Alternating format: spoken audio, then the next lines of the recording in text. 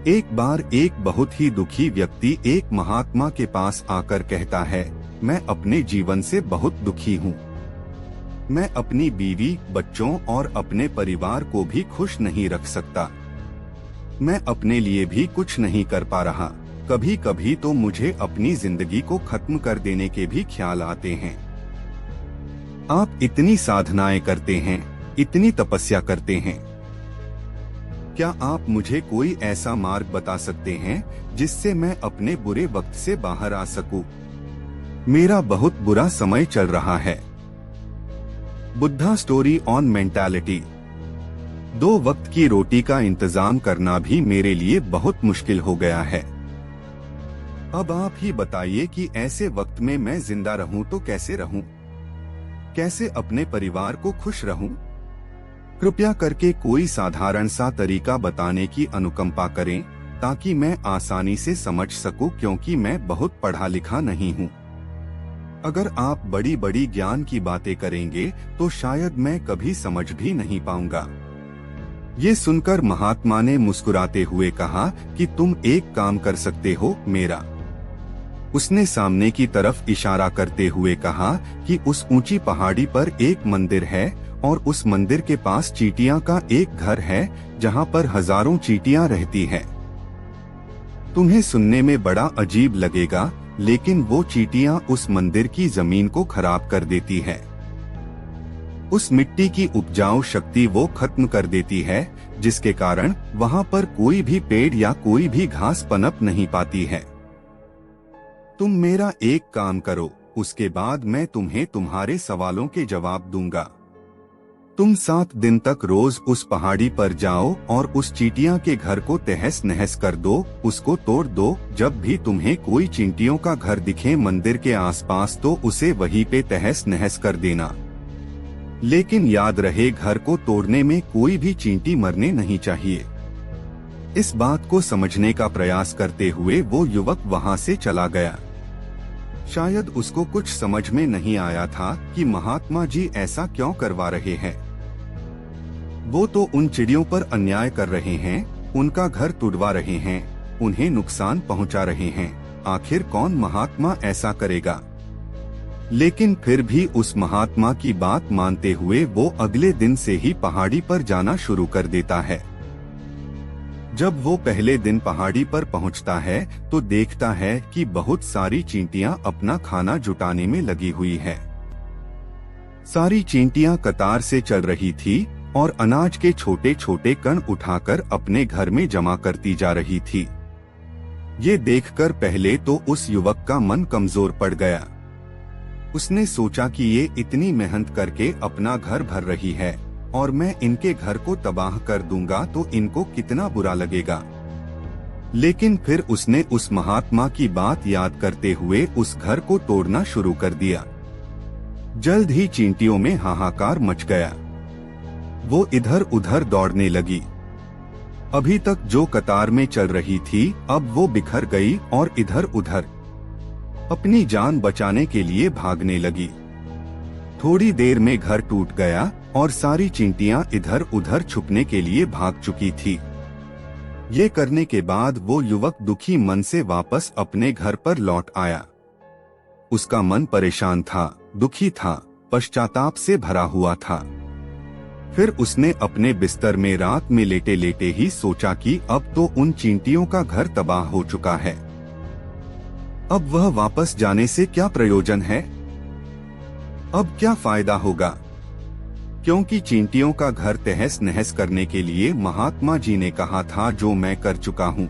लेकिन फिर कुछ सोचकर अगले दिन उसने फिर से जाने का निश्चय किया और अगले दिन सुबह सुबह उठकर वो वापस उसी पहाड़ी पर पहुँच जाता है। पहाड़ी पर पहुंचकर वो उसी जगह पर पहुंचता है जहां पिछले सुबह उसने उस घर को तहस नहस कर दिया था। लेकिन वो ये देखकर चौंक जाता है कि उन चींटियों ने फिर से अपना घर उसी जगह पर बना लिया था और अब वो फिर से अपने घर के लिए सामान इकट्ठा करने में जुटी हुई थी। उस आदमी को देखकर लगा कि ये चींटियां कितनी मूर्ख है। इनको पता है कि कल ही इनका घर इसी जगह पर तबाह किया गया है और उसी जगह पर उन्होंने अपना नया घर भी बना लिया, और ये सोचकर वो आदमी हंसने को हुआ, लेकिन फिर से महात्मा की बात याद करते हुए उसने उन चींटियों का घर फिर से तबाह करना शुरू कर दिया। फिर से उन चींटियों में हलचल मच गई और थोड़ी देर में वो चींटियां इधर उधर अपनी जान बचाने के लिए भागने लगी। कुछ ही देर में उनका घर फिर से नष्ट हो गया और वो युवक थोड़ा संतोष के भाव से की, इस बार तो मैंने अच्छी तरह से उस घर को तबाह कर दिया है। अब तो वो चिड़िया यहाँ पर अपना घर बना ही नहीं पाएगी। इसीलिए जाने से पहले उसने उस घर पर ठंडा पानी भी डाल दिया ताकि चींटियां वहाँ पर अपना घर न बना सके, और इस तरह अपना कर्म पूरा करके वो युवक फिर से अपने घर लौट आया। आज रात में सोते वक्त फिर से वो इंसान यही सोच रहा था कि क्या महात्मा ये सही काम करवा रहे हैं? क्या किसी का घर तबाह करना किसी सिद्ध पुरुष को शोभा देता है? क्या हो अगर वो महात्मा सिद्ध पुरुष हो ही ना? क्या होगा अगर वो मुझे बेवकूफ बना रहे हों? लेकिन फिर उसने निश्चय किया कि मैं अपने काम को पहले पूरा कर लेता हूँ, उसके बाद ही पता चलेगा कि महात्मा मुझसे ऐसा क्यों करवा रहे थे, और यही सोचकर वो रात में सो जाता है। अगले दिन सुबह उठकर वो फिर से उसी पहाड़ी की ओर निकल जाता है। पहाड़ी पर पहुंचकर वो उसी जगह पर पहुंचता है जहां पर उसने उनके घर को तबाह कर दिया था, और वो ये देखकर खुश हो जाता है कि वहां पर कोई भी घर नहीं था। सारी चींटियां वहां से भाग चुकी थी। अब उसने सोचा कि अब मेरा रोज रोज आने का क्या प्रयोजन, क्योंकि चींटियां तो अपना घर बदल चुकी है और महात्मा जी ने मुझे 7वें दिन आने के लिए कहा था, लेकिन आज तो तीसरा ही दिन है। अब बाकी 4 दिन वापस आने का क्या प्रयोजन? और यही सोचकर उसने निश्चय किया कि यहाँ से वो सीधा उसी महात्मा के पास जाएगा और उनको ये सारी खबर बता देगा। जब वो वापस मुड़कर उस पहाड़ी से उस महात्मा की कुटिया की तरफ जाने लगा तो उसने देखा तो अचानक उसकी नजर एक और घरौंदे पर पड़ी जो कि चींटियों का ही बनाया हुआ था। मतलब कि वो घरौंदा चींटियों ने ही बनाया था और अब वो चींटियां नए घर में वास कर चुकी थी। ये नया घर उनके पुराने घर से थोड़ी ही दूरी पर था, और जब उसी युवक की नजर उस घरौंदे पर पड़ी तो उसने सोचा कि शायद महात्मा को पता था कि ये चींटियां अपना घर यहाँ से बदलकर किसी दूसरी जगह पर बना लेगी, इसीलिए उन्होंने मुझे 7वें दिन आने के लिए कहा था, और ये विचार करके वो उसका नया घर भी तोड़ने के लिए पहुँच जाता है। जब वो वहाँ पहुँचा तो चींटियां उसी तरह अपने कार्य में लगी हुई थी। वो अपने लिए खाना इकट्ठा कर रही थी और अपने घर में जमा करती जा रही थी जो पुराना घर टूटा था। वहाँ भी अनाज के कारण बचे हुए थे और चींटियां वहाँ से भी अनाज इकट्ठा कर करके वापस अपने नए घर में ला रही थी। अब यहाँ पर फिर से युवक का मन थोड़ा कमजोर पड़ गया, क्योंकि वो खुद भी कमजोर था, खुद भी वक्त का मारा हुआ था, इसीलिए उसके मन में उन चींटियों के प्रति दया का भाव उमड़ रहा था। उनके ऊपर उसे दया आ रही थी। वो चाहता था कि उनकी मदद करे, लेकिन वो उल्टा उनको नुकसान पहुंचा रहा था। लेकिन उस महात्मा की बात को याद करते हुए उसने फिर से उस घर को तोड़ने का निश्चय किया, और उसने इस बार बड़ी ही सावधानी के साथ बिना किसी चींटी को कोई नुकसान पहुंचाए वो घर तबाह करना शुरू कर दिया। वक्त थोड़ा ज्यादा लगा, क्योंकि किसी भी चींटी को नुकसान न पहुंचाने की शर्त महात्मा ने पहले ही रखी थी, इसीलिए उसको बड़ी सावधानी के साथ उन घरों को तबाह करना था। लेकिन आखिरकार उसने उस घर को भी तबाह कर दिया, और उस घर को तबाह करने के बाद वो बड़े ही दुखी मन से, इस बार वो पहले से भी ज्यादा दुखी था, क्योंकि उसने उनका नया घर भी तोड़ दिया था। वो उन चींटियों को बसने ही नहीं दे रहा था, और वो अब अपने आप को शैतान या दानव समझने लगा था। लेकिन फिर भी उस महात्मा की बात को मानते हुए वो अपने घर पर दुखी मन से वापस आ गया। रात में सोने से पहले एक बार उसने फिर से सोचा कि मैं कितना बड़ा शैतान हूँ, कितना बड़ा दानव हूँ। पुराना घर तो छोड़ो, मैं उन चींटियों को कहीं भी बसने के लिए कोई जगह ही नहीं दे रहा हूँ। वो चींटियां मेरे बारे में क्या सोचती होंगी? वो कितना दुत्कारती होंगी उस परमात्मा को जो मेरे द्वारा ये काम करवा रहा है। लेकिन फिर भी उसने अगले दिन जाने का निश्चय किया और अगले दिन सुबह सुबह वो फिर से वहां पर पहुंच गया। वो ये देखकर फिर से आश्चर्यचकित रह जाता है कि इस बार चींटियों ने एक और नई जगह पर अपना घर बना लिया था। तो पहले से भी ज्यादा ऊर्जा के साथ काम कर रही थी और उन्होंने एक रात में पहले से भी बड़ा घर बना लिया था और अब वो फिर से अपना अनाज और खाना इकट्ठा करने में जुटी हुई थी। ये देखकर उस आदमी को लगा कि ये चींटियां किस मिट्टी की बनी हुई है। मैं इनको बार बार यहाँ से भगाने की कोशिश कर रहा हूँ और ये वहीं पर अपना घर बना लेती हैं। क्या इनको पता नहीं है कि मैं इन्हें यहाँ पर कभी भी बसने नहीं दूंगा? ये चींटी है, दिखने में इतनी छोटी है, लेकिन फिर भी ये मुझसे हार नहीं मान रही है। बड़ी ताज्जुब की बात है और इस बार उसने गुस्से में उस घर को तहस नहस करना शुरू कर दिया, लेकिन इस बार तहस नहस करते हुए कुछ चींटियां वहीं पर मर गई। उसके पैरों तले कुचल दी गई।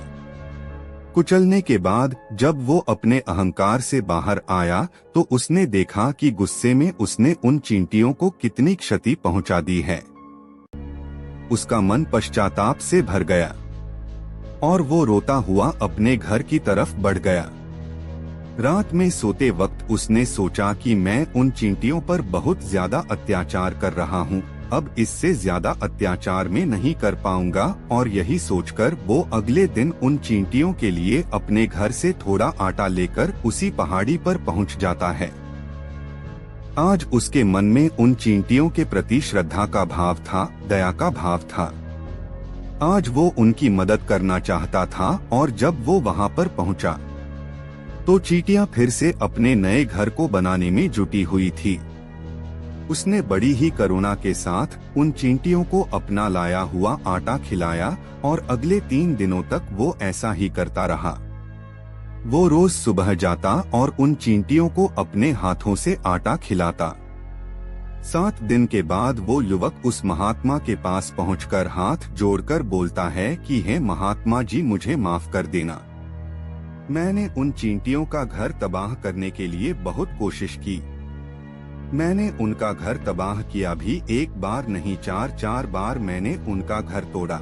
उसके बाद मैं हिम्मत नहीं कर पाया, उनके घर को नहीं तोड़ पाया। मैं समझ सकता हूँ कि मैंने आपका काम पूरा नहीं किया और इसके बदले आप मुझे वो तरीके भी नहीं बताएंगे जो कि मुझे मेरे बुरे समय से बाहर निकाल सकते हैं, लेकिन मुझे इसका कोई खेद नहीं है। मुझे लगता है कि मैंने जो किया वो सही किया, इसीलिए मैं आपसे आज्ञा लेकर वापस जा रहा हूँ। कृपया मुझे वापस अपने घर जाने की आज्ञा दीजिए। ये सुनकर महात्मा ने मुस्कुराते हुए कहा कि अरे बेटा, कहाँ चल दिए, रुको तो सही, जलपान तो कर लो, थोड़ी देर ठहर जाओ, उसके बाद चले जाना। और ये कहकर वो महात्मा उस युवक के लिए पानी लेकर आते हैं। पानी पिलाने के बाद महात्मा उस युवक से पूछते हैं कि तुम मुझे ये बताओ कि आखिर तुम उन चींटियों का घर तबाह क्यों नहीं कर सके? वो चींटियां तो छोटी छोटी है और तुम इतने विशालकाय हो, फिर भी तुम उन छोटी छोटी चींटियों का घर तबाह नहीं कर पाए। कहाँ है तुम्हारी शक्ति, तुम्हारा बाहुबल? इसका जवाब देते हुए उस युवक ने कहा कि हे महात्मा, मैंने उन चींटियों का घर तबाह कर दिया था, बार बार किया था। एक बार तो अपने गुस्से में उन चींटियों को भी मैंने हानि पहुंचा दी थी, लेकिन जिस दिन मैंने उनको हानि पहुंचाई उसी दिन मेरे को लगा कि मैं इनको क्यों हानि पहुंचा रहा हूं, क्यों इनको इतनी तकलीफ दे रहा हूं, और उसी दिन से मैंने उनको क्षति पहुंचाने की बजाय, नुकसान पहुंचाने की बजाय उनकी सहायता करनी शुरू कर दी। ये सुनकर उस महात्मा ने कहा कि ये ही तो सीखने की बात है।